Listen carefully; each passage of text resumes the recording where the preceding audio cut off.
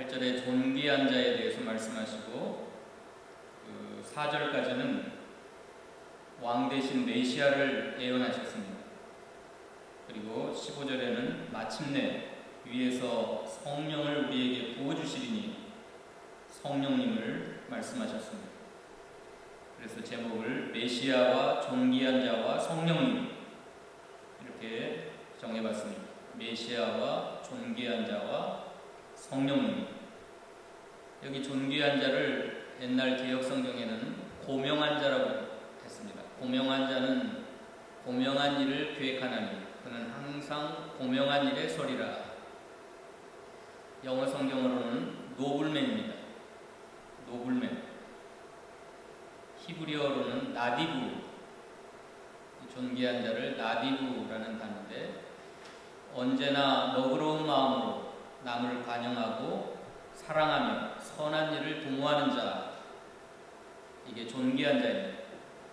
언제나 너그러운 마음으로 다른 사람을 관용하고 또 항상 사랑으로 선한 일을 도모하는 자, 이게 개혁성경에는 고명한 자라 그랬습니다. 오늘 개혁 개정에는 존귀한 자로 번역을 했습니다. 이 존귀한 자는 그 존귀한 일을 계획하나니, 그러니까 마음속에 늘 이 존귀한 일을 생각하고 또 삶의 목적으로 세워가지고 언제나 너그러운 마음, 남을 관용하고 사랑하는 마음, 선한 일을 날마다 계획합니다. 그 마음속으로 계획할 뿐만 아니라 이제 삶 속에 실천을 합니다. 그래서 그는 항상 존귀한 일에 서리라. 이제 마음속에서 생각하고 계획할 뿐만 아니라 그 마음속에 품었던 계획을 항상 실천해서 항상 존귀한 일에 서리라. 여기 서리라라고 하는 히브리어 단어는 자라난다, 견고하게 서 있는다라는 뜻이라고 합니다. 그러니까 점점 이 존귀한 일을 행하는 일이 자라나고 커지고 확대되고 또 흔들리지 아니하고 계속해서 그 일을 실천해 나가는, 그래서 흔들리지 아니하고 견고하게 서 있는 인격자입니다. 그러므로 이 존귀한 자는 제목의 말씀처럼 메시아와 관련되어 있고 또 우리에게 부어주시는 성령님과 관계되어 있습니다. 메시아와 접붙임을 받은 사람, 메시아의 은혜를 입은 사람, 메시아의 은혜와 사랑을 받는 인격자, 그 메시아가 주시는 그 사랑, 보호, 통치, 그걸 잘 받는 사람, 그게 존귀한 자. 그리고 그 존귀한 인격자는 그 마음과 생각과 그의 삶의 목표가 항상 그 존귀한 일을 생각하고 그 존귀한 일을 목표 삼고 나아가고, 그러고 삶 속에서 항상 존귀한 일을 실천하며 살아간다 그랬습니다. 우리가 이 존귀한 자가 어떠한 자라는 것을 비교적으로 누군가 대조해보면 알 수가 있습니다. 대조해보면 5절 어리석은 자와 대조할 수 있어요. 5절에 어리석은 자를 다시 존귀하다 부르지 아니하리라. 우둔한 자를 다시 존귀한 자라 말하지 아니하리라.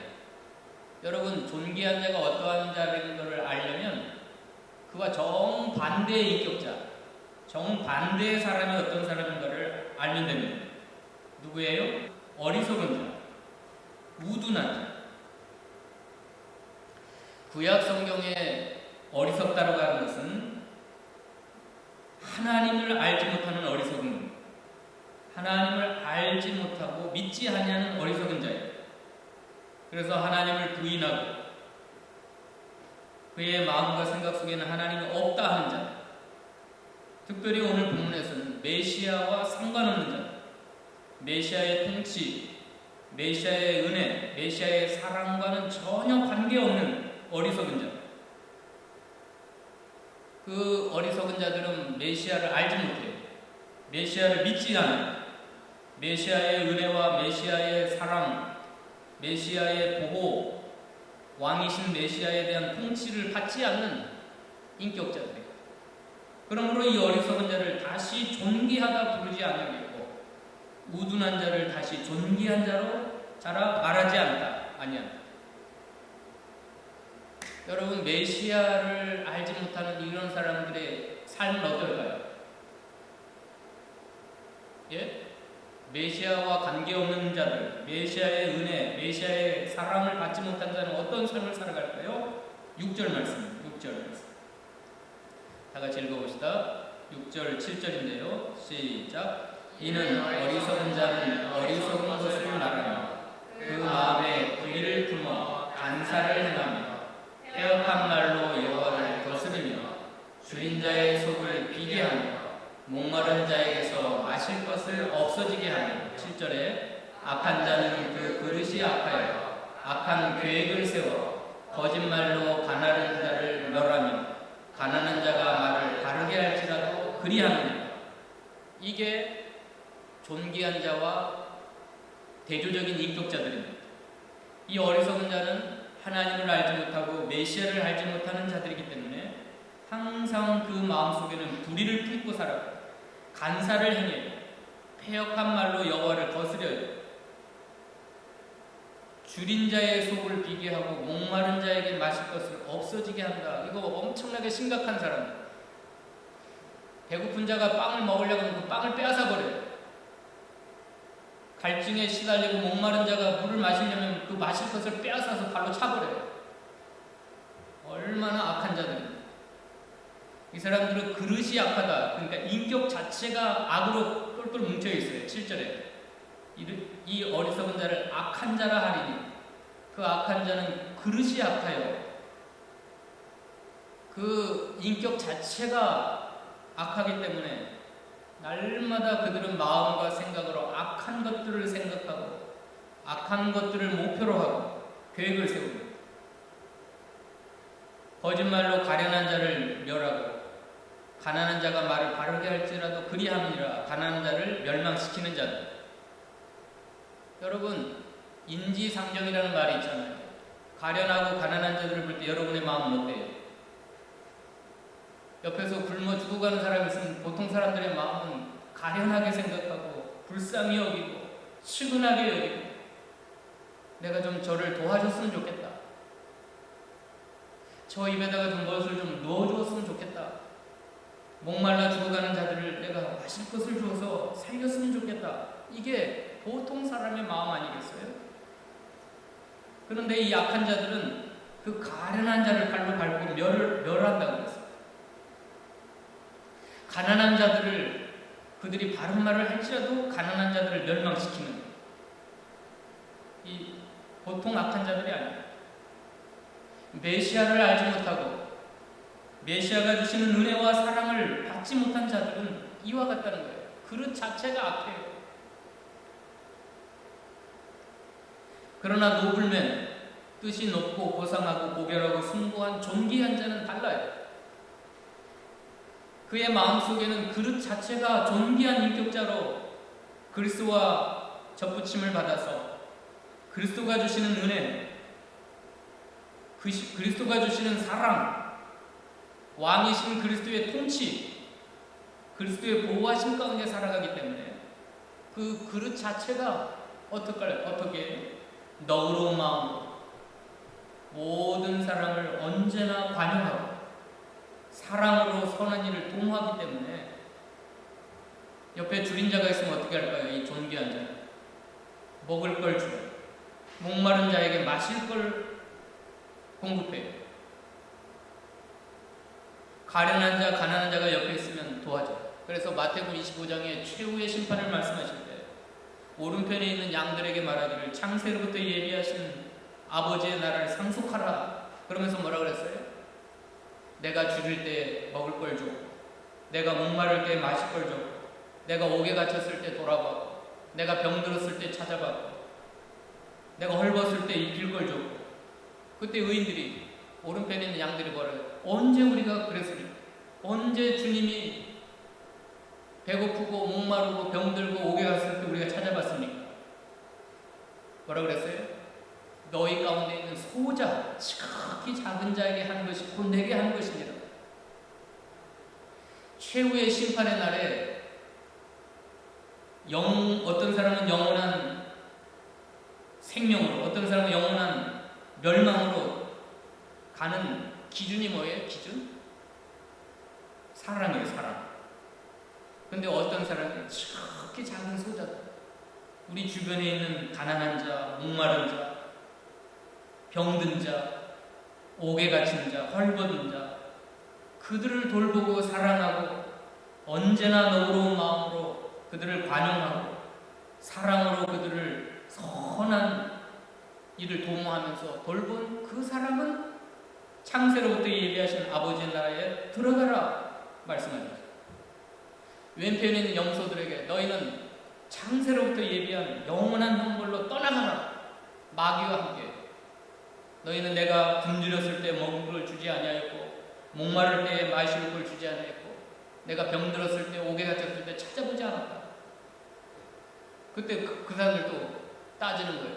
주님, 우리가 언제 주님 앞에 그렇게 했습니까? 똑같이 말씀하셔요. 똑같이. 성경을 기록할 때 그냥 이하 생략 앞에 있는 것과 동일 그렇게 썼으면 좋겠는데 한시도 토치도 놓치지 않고 기록을 하는 거예요. 내가 병들었을 때 너희가 찾아와, 내가 옥에 갇혔을 때 돌아와, 내가 배고팠을 때 먹을 걸 주지 않아요. 그 왼편에 있는 자, 내가 목마를 때 마실 걸 주지 않아요. 언제 그랬습니까? 너희 가운데 있는 지극히 작은 소자에게 하지 아니한 것이고 내게 하지 아니한 것입니다. 자, 어리석은 자가 누구예요?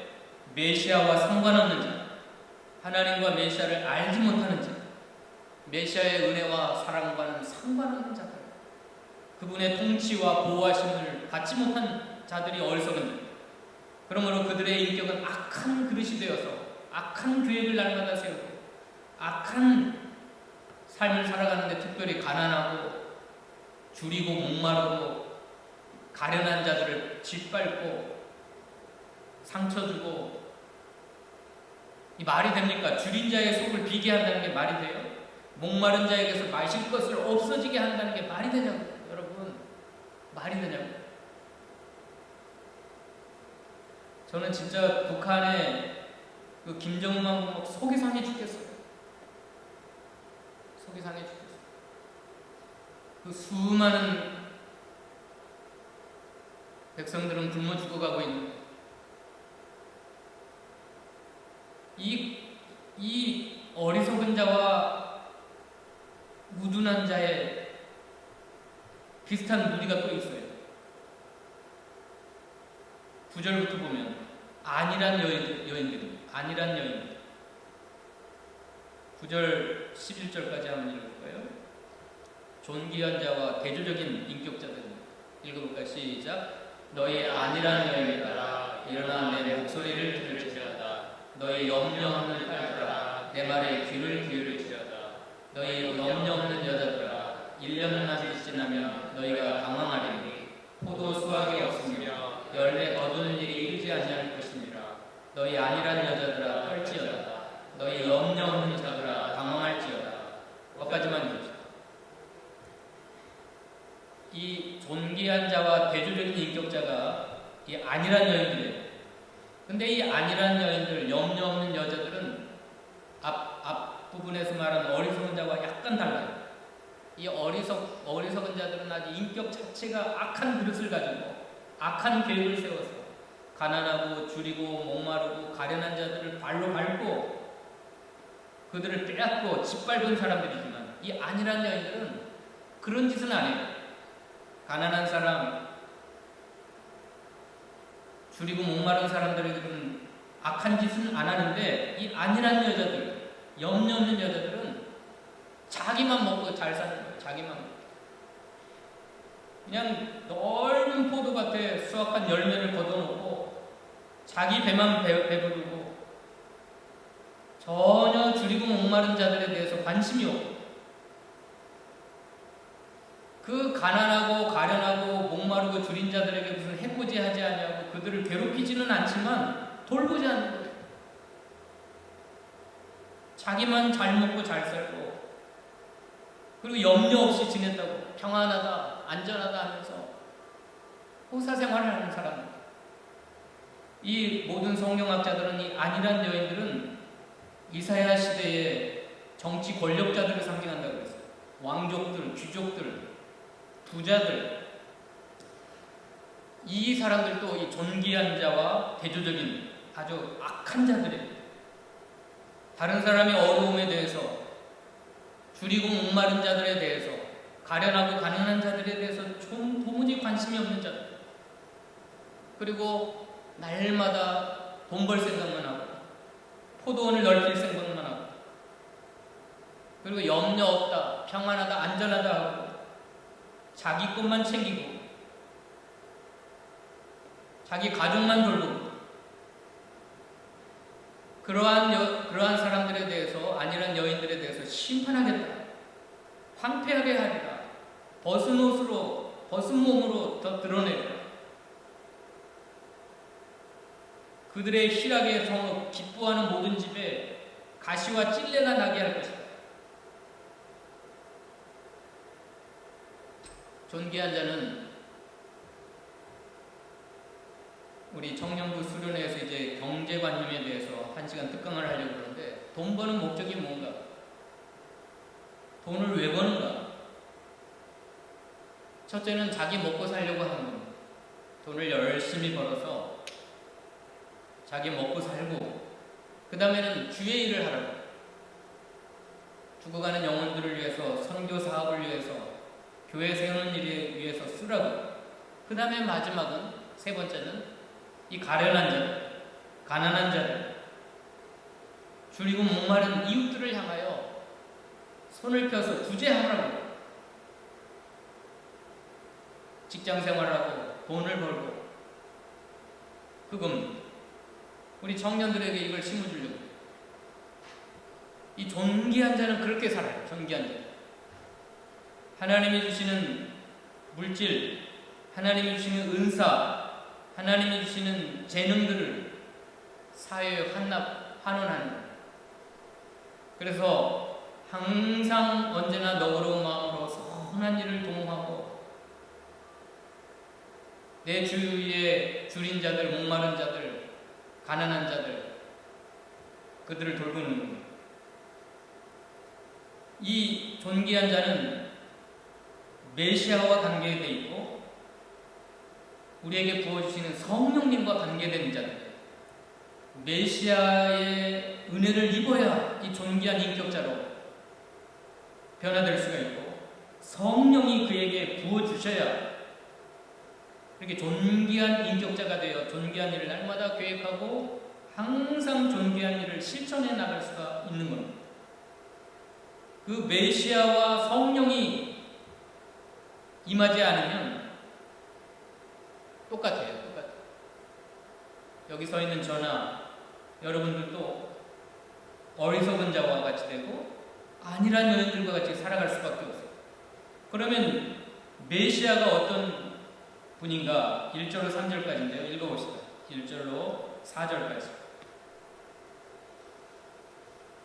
이 이사야는 메시아에 대한 예언을 많이 하고 있습니다. 1절로 4절 다 같이 읽어봅시다. 시작. 보라, 장차 한 왕이 공의로 통치할 것이요 방백들이 정의로 다스릴 것이며 또 그 사람은 광풍을 피하는 곳, 폭우를 가리는 곳 같을 것이며 마른 땅에 냇물 같을 것이며 곤비한 땅에 큰 바위 그늘 같으니 보는 자의 눈이 감기지 않을 것이요 듣는 자가 귀를 기울일 것이며 조급한 자의 마음이 지식을 깨닫고 어눌한 자의 혀가 민첩하여 말을 분명히 할 것입니다.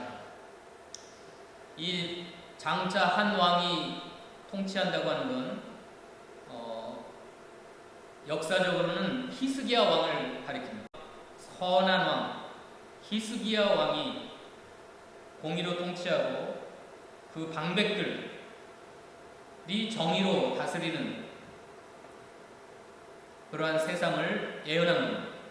역사적으로는 히스기야 왕을 가리키지만 예언적으로는 예수 그리스도를 예언한 내용입니다. 앞으로 700년 후에 탄생하실 예수 그리스도가 오셔서 신약시대의 교회와 성도들을 통치하고 다스릴 것이다. 그리고 더 나아가 마지막 날 재림하신 예수님이 이 땅 가운데 메시아의 왕국을 세우시고 하나님의 나라를 통치하실 것을 예언합니다. 그러니까 1차적으로는 초림 예수를 예언한 것이지만 2차적으로는 재림 예수, 궁극적으로 세워지는 하나님의 나라 왕국, 메시아 왕국을 세우시고 그 나라를 통치할 것을 말씀합니다. 자, 초림 예수가 왕이 된 것은 태어날 때부터 왕이 되셨나요? 이게 헷갈렸던 유대인들은 메시아를 배척했어요. 초림하자마자, 탄생하자마자 왕이 된 게 아니에요. 33년 동안 간고와 질고와 슬픔을 당하시고 이제 이사야 53장 다음 주에 살펴볼 거예요. 다음 주는 고난주간이 시작되는 종료주일입니다. 왕으로 통치하시려면 사도행전 3장 4장에 승천하사 임금과 구주가 되셨다고 했어요. 로마서 1장에 죽음을 통과하신 다음에 마침내 그리스도로 인정받았다고 그랬어요. 그러니까 왕으로 우리를 통치하시기 위해서는 주님은 갓난한 어린 아기로 탄생하셨고 33년을 우리와 똑같은 몸을 입으시고 가난의 고통, 슬픔의 고통, 질고의 고통, 여러 가지 고통을 다 채울하시고 마침내 십자가의 무서운 죽음, 피 흘려 죽으시고 부활로 승리하시고 구름 타고 하늘에 오르셔서 하나님 보좌에 앉으심으로 왕이 되셨어요. 그러므로 이 존귀한 자가 메시아의 은혜를 입었다고 하는 것, 메시아를 왕으로 모시고 통치를 받는다고 하는 것, 이 모든 은혜를 다 입은 겁니다. 예수님의 비하, 낮아지심, 하늘 영광, 모든 그 영광과 존귀를 다 비우시고 본체의 형상을 다 비우신 그 은혜, 그리고 십자가에 죽기까지 복종하신 그 십자가의 은혜, 그 사랑까지 받은 겁니다. 이 존귀한 자가 입은 은혜라는 건 그거예요. 그래서 2절 말씀도 광풍을 피하는 곳, 폭우를 가리우는 곳 같을 것이라 그랬잖아요. 그 사람은 이 광풍이라고 하는 건 허리케인입니다. 허리케인.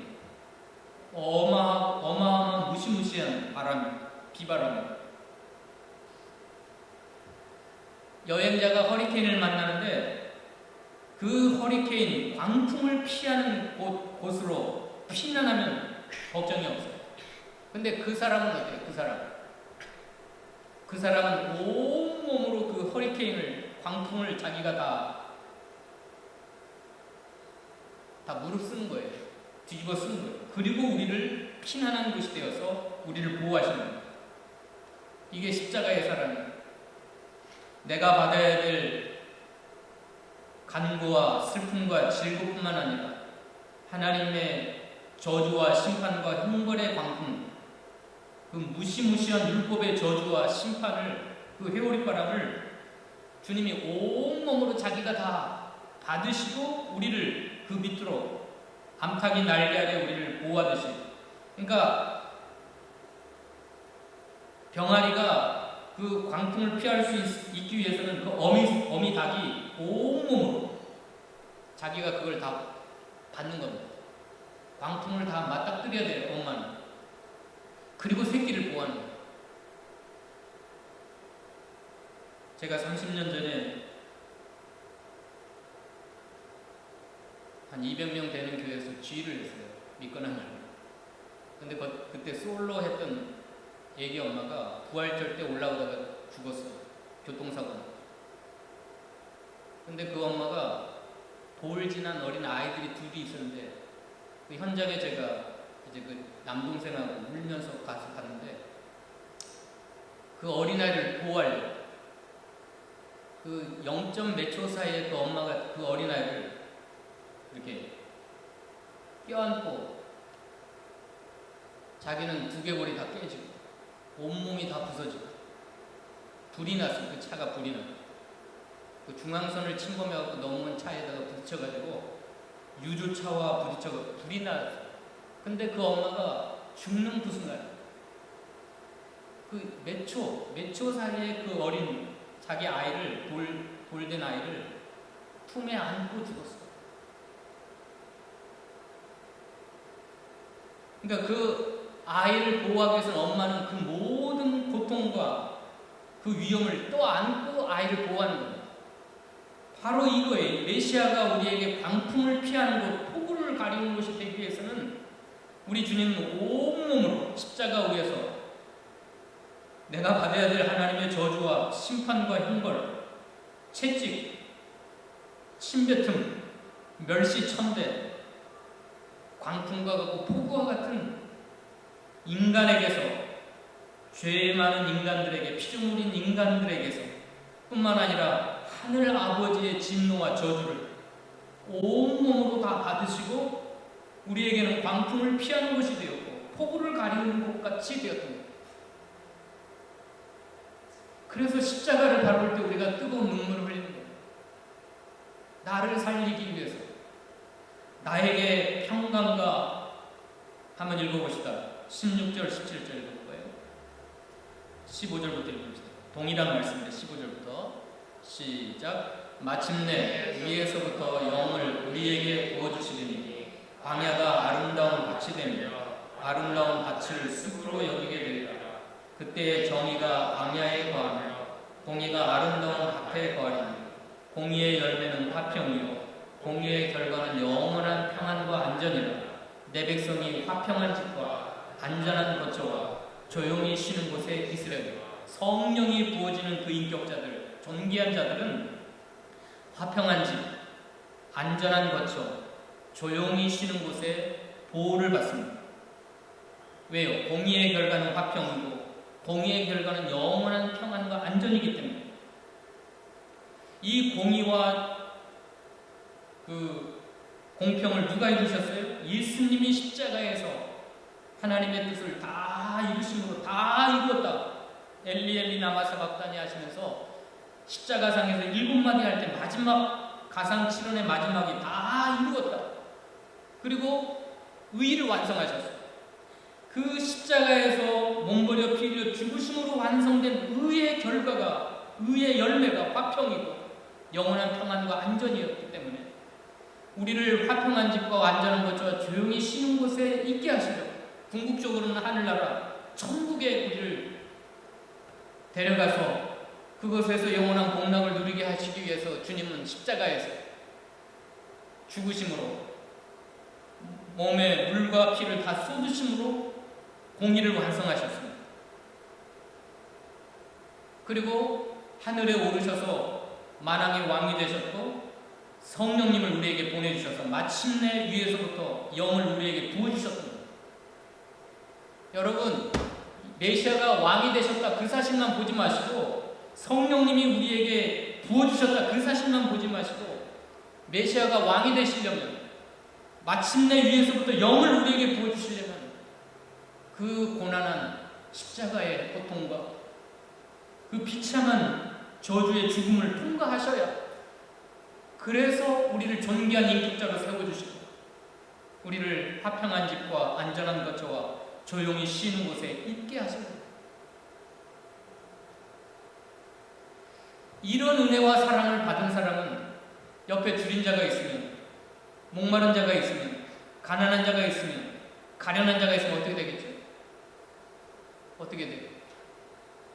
나도 똑같은 가련한 자였고 나도 똑같은 줄이고 목마른 자였습니다. 근데 메시아 되신 예수님이 나를 버려두셨더라고 한다면, 나에게 그 은혜와 사랑을 부어주시지 않았다면 어떻게 됐을까요?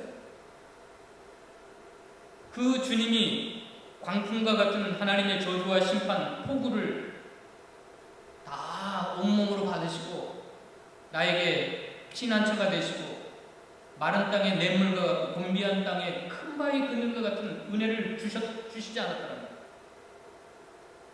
3절 4절에 보는 눈이 감기지 아니하고 듣는 귀가 귀를 기울일 것이다.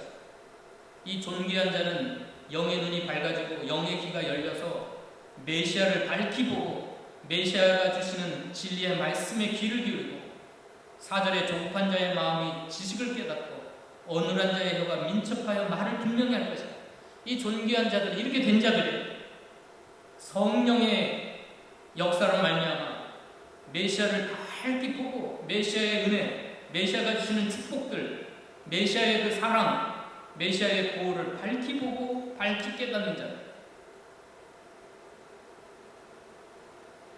내가 그런 놀라운 하나님의 은혜와 사랑을 받았기 때문에 옆에 줄인 자, 목마른 자, 가난한 자들을 돌볼 수밖에 없는 거예요. 돌볼 수밖에 없어요. 예수님은 이걸 돈으로 계산해가지고 1만 달란트를 받은 자다 그랬어요. 1만 달란트를 받은 자. 1만 달란트 뭐예요? 한 달란트가 34.5kg의 금덩어리. 34.5kg가 10,000개를 받은 자들. 그 은혜와 사랑을 받은 자들. 한국 돈으로 말하면 3조 원의 사랑에 비친 자들. 다른 말로 여러분의 주머니에는 3조 원이 있는 사람들이에요. 3조 원의 사랑. 여러분의 중생한 영혼에는 영혼의 본질은 하나님의 사랑이 와 있는데 그 사랑을 예수님이 말씀하시기를 돈으로 환산하면 1만 달란트고 한국 돈으로는 3조 원이 있는 사람. 근데 옆에 있는 사람이 굶주리고 있어요. 3조 원이 있는 사람이 몇백만 원, 몇천만 원 못 도와줘요? 나 돈 없어서 못 도와줍니다. 가난한 자, 줄인 자, 목마른 자, 그런 사람 못 도와주겠어요? 하면 그건 거짓말이에요. 왜요? 하나님께서는 3조 원을 여러분의 주머니에다가 넣어줬어요. 이거 가지고 가난한 자, 줄인 자, 목마른 자 도와주고 살아라. 여러분 3조 원을 쓰려면 몇 년이 걸릴까요? 평생 여러분이 죽을 때까지 이것을 나눠줘도 다 못 쓰고 갈 사람이에요. 3조 원. 우리가 뭐 상상이 갑니까? 1만 달란트, 1만 달란트.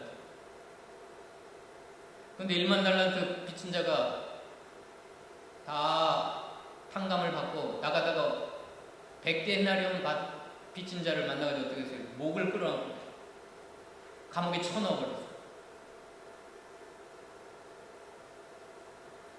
그건 있을 수 없는 일입니다. 있을 수 없는 일. 아무튼 존귀한 자는 존귀한 일을 계획하고 항상 존귀한 일에 선다하는 것은 왜 그래요? 메시아의 은혜를 받았기 때문에 3조 원의 은총을 그의 삶 가운데 받아 누리고 있기 때문에 그래요. 그리고 어때요? 성령님의 은혜로 말미암아 우리의 눈이 열리고 귀가 열리고 조급했던 우리들의 마음이 지식을 깨닫고 어눌했던 우리 혀가 민첩하게 하여 말을 분명히 하여서 이렇게 된 겁니다. 그러므로 어리석은 자와 안일한 여인들과 평이한 삶, 전혀 다른 삶을 살게 되는 게 이 존귀한 자. 메시아의 왕국에 들어와가지고 메시아의 통치를 받는 사람은 이렇게 돼 있어요. 따라서 합시다. 나디브. 존귀한 자라는 히브리어 단어입니다. 그래서 오늘부터 여러분들의 이름은 나디브예요. 나디브. 여러분의 이마에다가 나디브라고 써붙이고 여러분의 삶 가운데 나디브의 향기를 날며 살아가세요. 여러분의 마음과 생각 속에 늘 이 나디브의 일을 계획하세요. 늘 마음속에 생각하세요. 그리고 마음에 생각만 하지 마시고 그는 항상 나디브의 일에 서리라 그랬으니까 흔들리지 마시고 쓰세요. 그의 삶이 20절입니다. 읽고 마십시오. 20절. 다 같이 읽어봅시다. 20절 시작. 모든 물가에 씨를 뿌리고 소와 나귀를 그리고 모는 여인은 복이니. 이걸 모든 목사님들과 신학자들은 이렇게 해석합니다. 모든 물가라고 하는 것은 모든 사람들의 마음속입니다. 씨를 뿌린다라고 하는 것은 이 메시아의 복음, 성령의 복음을 뿌리는 거예요. 소와 나귀라고 하는 것은 소와 나귀와 같이 미련하고 어리석고 본능으로 살아가는 메시아를 알지 못하고 성령을 받지 못한 사람들을 상징한다고 그랬어요. 이제 우리는 메시아와 접붙임 받아서 메시아의 은혜와 사랑에 비친 자들이기 때문에 또 성령이 우리 마음속에 부어진 성령의 사람들이기 때문에 이 복음의 씨를 뿌려가지고 소와 나귀와 같이 본능으로 살아가는 하나님을 알지 못하고 메시아와 성령을 알지 못하는 자들을 주님께로 모아와야 돼요. 그런 너희는 복이 있다. 우리가 존귀한 일을 하는 이유는 딱 한 가지예요. 그 가난한 자 돕는 게 최종적인 목적이 아니에요. 줄인 자에게 먹을 걸 주어주는 게 최종적인 목적이 아니에요.